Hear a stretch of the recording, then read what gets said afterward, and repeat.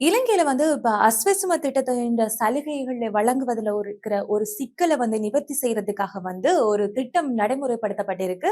அதாவது இப்ப 22 அளவுகோலின் கீழ் தான் பயனாளிகள் தேர்ந்தெடுக்கப்படுகிறார்கள்.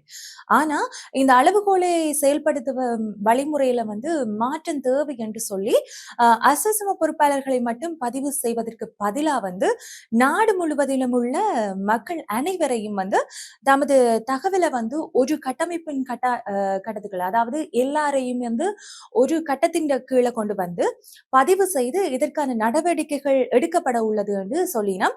இப்படி பதிவு செய்த பிறகுதான் மக்களின் உண்மையான தேவைகளை அதாவது உண்மையிலேயே குறைந்த வருமானம் உள்ளவர்களின் தேவைகளை கண்டறிஞ்சு அதற்கு பிறகு அதை வந்து அதற்கு ஏற்ற போல உண்மையான தேவைகளை கண்டறியறதன் மூலம் இதற்கு இதுதான் தேவை என்றது துல்லியமா கண்டுபிடிச்சு அதுக்கு பிறகு முதியோர் மற்றும் இயலாமை உடையவர்களுக்கு அஸ்வஸ்ம சலுகைகளை அவர்களின் வீடுகளுக்கே இவ்வளவு நாளும் அவை போய் எடுக்கக்கூடியமா இருந்தது. இதற்கு பிறகு அவங்களோட வீட்டுக்கே கொண்டு போய் சேர்க்கிற மாதிரி ஒரு திட்டத்தை கொண்டு வரதுக்கான சாத்தியக்கூறுகள் இருக்குன்னு சொல்லியும் இது குறித்து கவனம் செலுத்தப்படுதுன்னு சொல்லியும் ஒரு செயற்திட்டம் கொண்டு வர போயினோம்.